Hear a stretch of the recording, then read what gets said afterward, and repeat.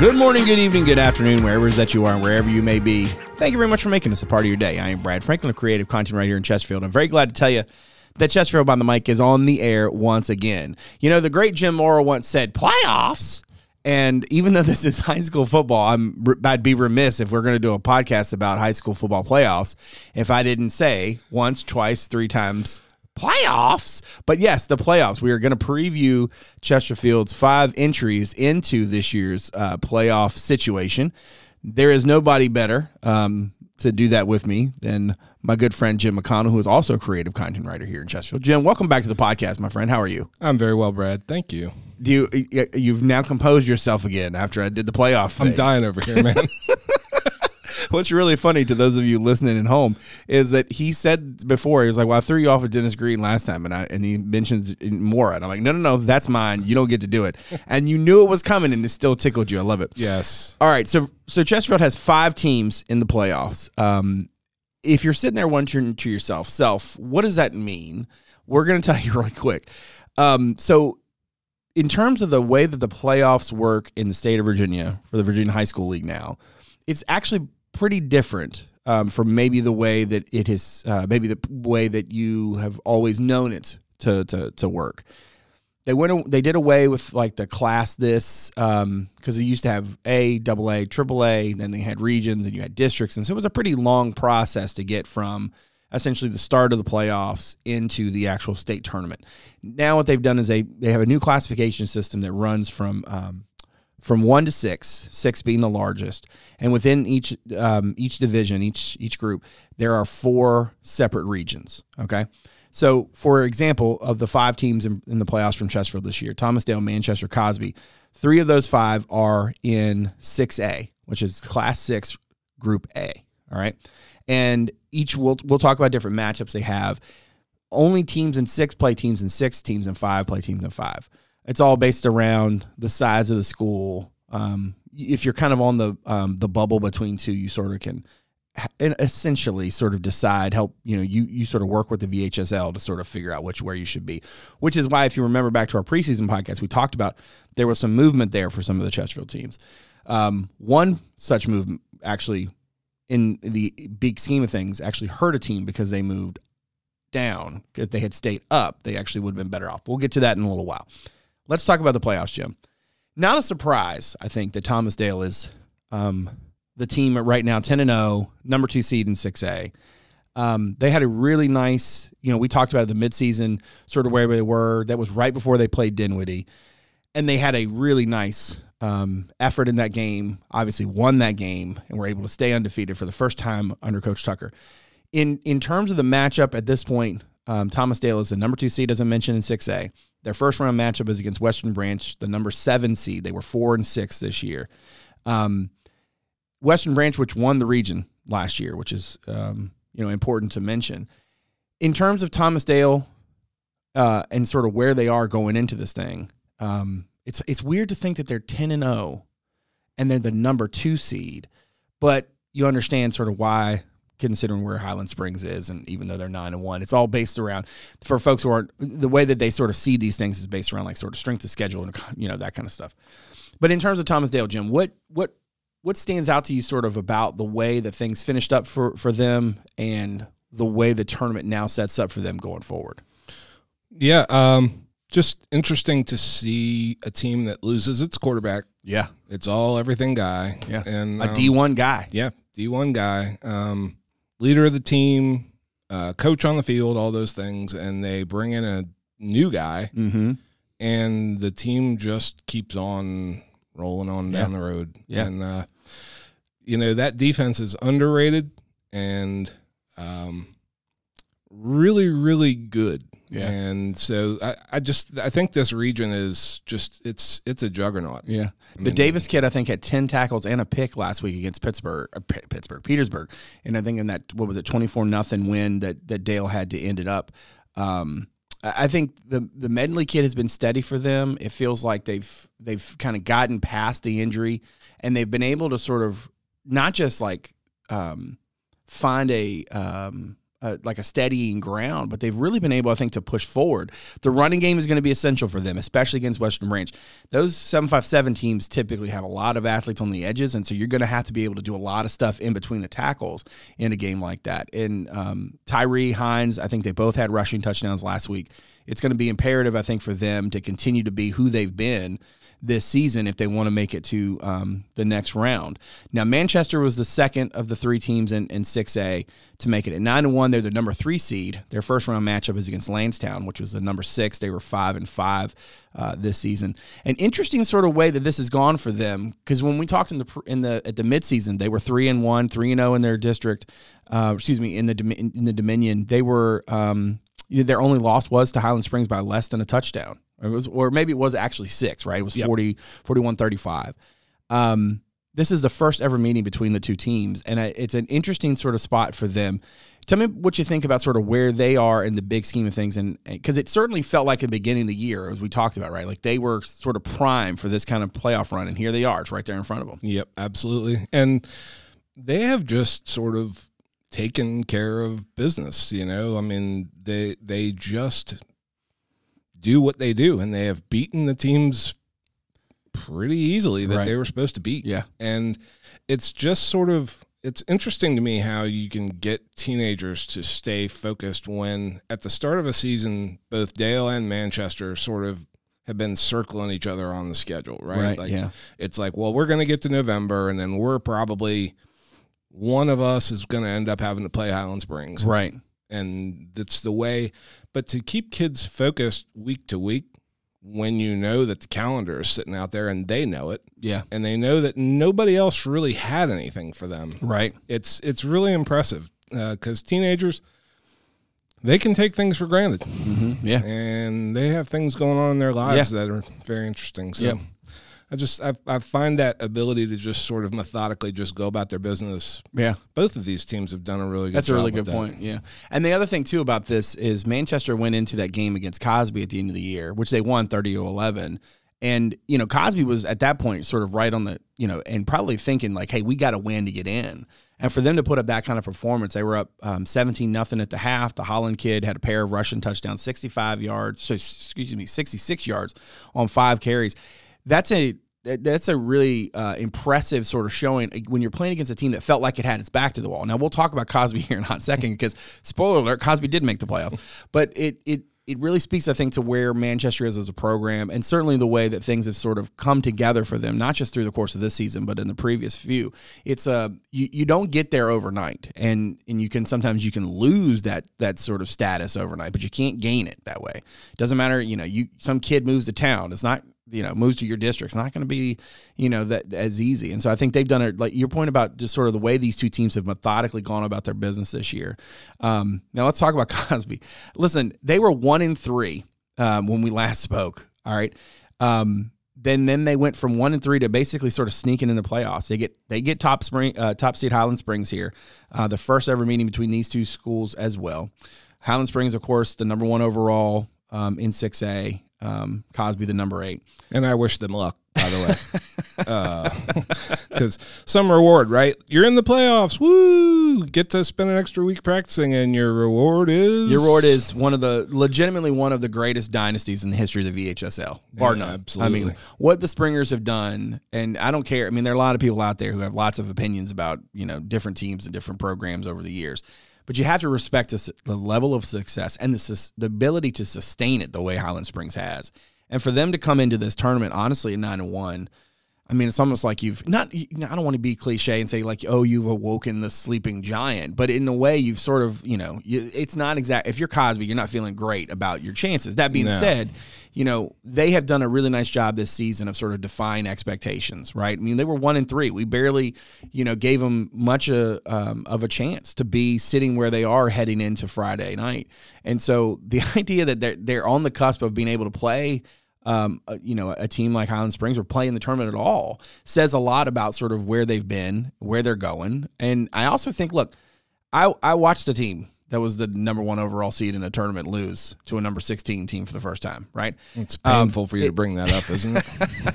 But it's one of those things that, like, listen, not to be cliche again, but this is why they play the game, right? It is. So that is the message I'm sure that the coach is taking to his kids this week, because at the end of the day, like, they got to put their britches on the same way you do. They got to go play out the same football on the same field.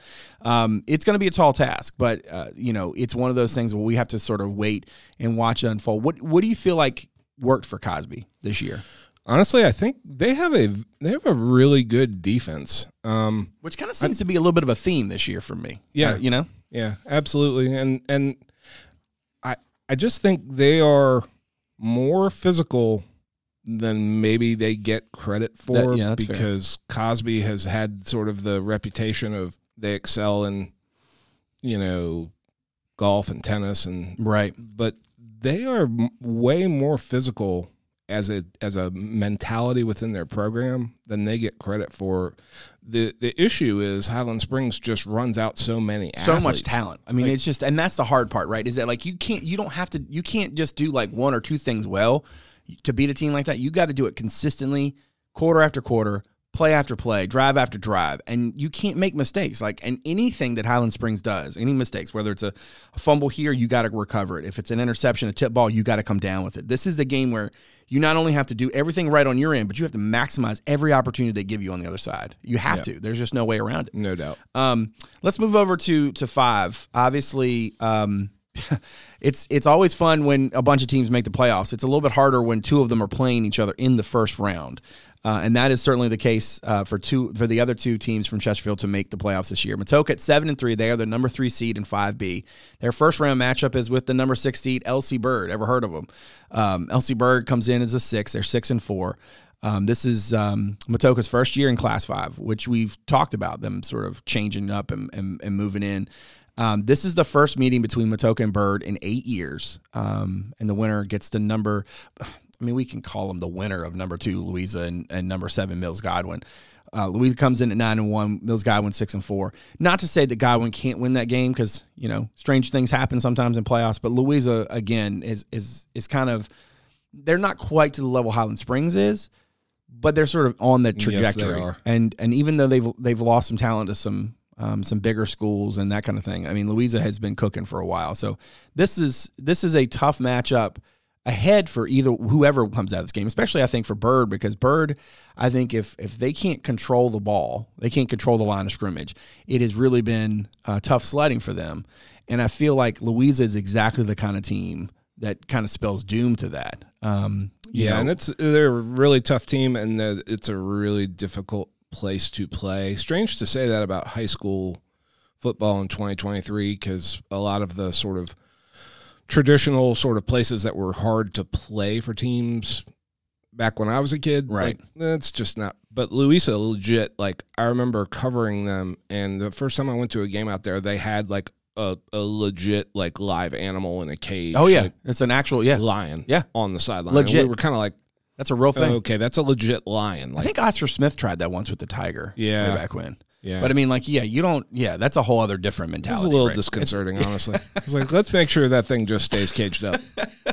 Or at least, if not, make sure he's well fed before there's any sort of mishap. No, that's a good point. But look, the thing that's really crazy about Bird is that, like, they lost 3 in a row, right? And they go in basically on the season on the line, and that's not necessarily the way it goes for them. And they're down at the half last week, 10-6. And their defense really sort of led the way. They shut Midlothian out. I think they had a couple of kids. Stores was one that had 8 tackles each. I mean, essentially they had to sort of like bootstrap the thing and to just get them to the playoffs. And, like you said, your reward is not only do you have to play another Chesterfield team in the process, but if you win that game, then you get to go to Louisa and play them. Speaking of Matoka, I'm really impressed, to move up and do what they've done. And to play Dinwiddie as close as they did. They finished the season 49-28 loss against Dinwiddie. Everybody, Dinwiddie has been sort of the class of the thing the last couple of years. And certainly the game that Dinwiddie had earlier this year with Dale was one everybody had circled on the calendar. So for Matoka to come in, They looked really good early. I feel like they were up a score early on. And then, I mean, Dinwiddie just kind of did what Dinwiddie does. And it just felt like that thing, it got away from them late, but not in like a terrible, it was like, hey, look, you could see the talent and you could sort of see what they're putting out there. So then the question is now this matchup with Bird. We're not going to like pick it per se, but just how do you see it sort of how do you see the two teams matching up? Yeah, clash of styles totally here with, Bird is going to try to run and keep the ball, right? Which is, great game plan if you can do it, because Matoka has underrated athletes. Like they will spread the field on you, and they have a quarterback who will throw it. Mm-hmm. And they are really hard to defend. I mean, they put up 28 against Dinwiddie, which is that's not shabby. Yeah, it's nothing to sneeze at. So it'll be interesting to see if Bird can assert its ground game, and if they can keep the ball away, limit the possessions, limit Matoka's ability to throw the ball around. Right. I love those kind of matchups where you have this clash of, not cultures necessarily, but the way that we want to do things is completely different from the way you want to do it. Yeah, the fast teams versus the slow teams and that kind of stuff. No. Yeah. So Thomas Day will be at home on Friday night. Manchester will be at home, and Cosby will be at Highland Springs. What's, I guess, interesting for Bird is that they're going to have to be on the road. Yep. But it's not like on the road, right? It's like down the street, so to speak, right? It is. They're not having to to travel down to Williamsburg or something like that. So obviously a lot ahead. I mean, I think that if you look at it from the big scheme of things, it's hard not to be sort of gravitate toward the higher seeds. Certainly, Thomas Dale's having just a magical sort of season, an undefeated run. What's ahead for them? I mean, the playoffs have it takes one turned ankle here or there to change your entire trajectory. So it'll be really interesting to see, how these 5 teams fare. Obviously, coming out of this week, we know at least one Chesterfield team will move forward. The question is whether or not there will be others that join them. But it's been a really interesting season for a variety of different reasons, and I'm really glad that we have gotten a chance to talk about it here on the podcast. Real quick before we go, though, I do want to touch on sort of some of the other folks, other teams whose seasons are now over, teams that weren't able to make the playoffs. Midlothian's probably the one to start with, because at the time that we last spoke, I mean, they were in a very, they were in a nice spot, right? They were 3-1. They're in a, they felt like a team that was really sort of like coming together, coming to their own, and they were on the cusp of, heading to the playoffs and stuff. And if you looked at their schedule, you didn't think that they were going to have a whole lot of speed bumps. So I'm not really sure what to make of sort of what happened to Midlow the rest of the way. But in general, of the other teams that didn't, that weren't able to make the playoffs, what stands out to you the most? Definitely Midlow. 5-1 they got to, and at that point you're looking at Powhatan has a good team. Yeah. Okay, they lose the game to Powhatan. They lose a really heartbreaker to James River. Yeah. I mean, 13-12. They ended the season with 4 straight losses. Yeah. And that is just like for modern Midlothian football. Yeah. That's a crusher, because they really kind of were looking at seeding. Yeah. Midway through the season, they're like, oh, what kind of seed can we get? Right. Yeah. And now they're out. And those kids have to be just sort of like scratching their heads, because it was like, it happens fast. Things snowball on you. Even though it's a week by week thing, it does sort of happen quickly.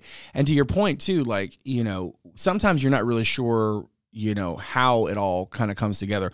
One game doesn't feel like it affects the other, but next thing you know, you put the wrong thing out there on film, somebody figures something out. And I feel like that's kind of where it was from, they lost their momentum in a way that, I think a lot of us just didn't really foresee coming. And, there's the whole classification piece of this, right? So, and Jim will correct me if I'm wrong here, but if Midlow had stayed where they were in 6. Now, Midlow, I think, was 5 to begin with. Okay. James River. It was James River. Yeah. That's right. James River dropped from 6 to 5. So they would have been in the playoffs. Yes. If they had stayed where they were, but by moving down, presumably, which would have been quote unquote easier, they would. And that's just the fascinating part of sports, right? Which is like you can't really predict it. You think you can. You look at the numbers and you say, yeah, Highland Springs is this and that, or Dinwiddie's this and that, Louise is this and that. And this year, Thomas Dale is this and that. But you know what? You have to continually be who you are. Otherwise, somebody else is going to show you who you're not.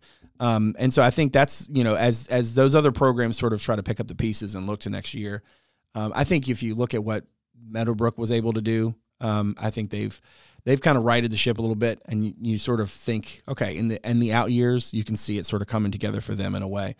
They kind of, as we talked about in the preseason, right, they kind of got back to being a little bit more who they were in the past. Definitely so. And that certainly helped them at various points this year. So another great season of football here in Chesterfield, and I'm very glad to have gotten a chance to talk about it with you, Jim. Anything else before the good of the order before we wrap up? No, just amazing how fast time flies. I mean, we were just sitting here 5 minutes ago talking. It really about the start does of the feel like season. we were just sitting here, not like 30 seconds ago, talking about the start of the year, and here we are doing a playoff preview, so to speak.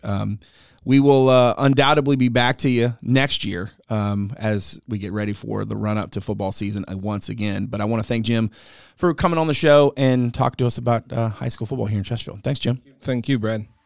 All right. Make sure you check us out on social media, on Twitter, it's at Chesterfield VA, and on Instagram, at Chesterfield Virginia on Word, and on Facebook, you can check out our podcast page. Just search Chesterfield Behind the Mic. Now, make sure to follow or subscribe to the podcast on Apple Podcasts, Spotify, Google Podcasts, Overcast, or wherever it is that you get your shows. And if you're so inclined to give us a rating or review, we'd greatly appreciate it. As always, a video version of the show is available on our YouTube channel, as well as on our website at chesterfield.gov/podcast. That's also where you can submit feedback anytime, make suggestions, or just reach out to us. You can also watch the show on WCCT Thursday through Sunday at 7, on the weekends at noon. That's Comcast Channel 98 and Verizon Channel 28. And lastly, you can check out chesterfield.gov/connect with us to find out a number of other ways to connect with Chesterfield County. My thanks to my director, Martin Stiff, my executive producer, Teresa Boniface, and all the good folks from Constituent Media Services for all they do. And my thanks to you for joining us today. So from all of us here in Chesterfield, thanks again for making us a part of your day. We'll see you again real soon. Take good care. Playoffs.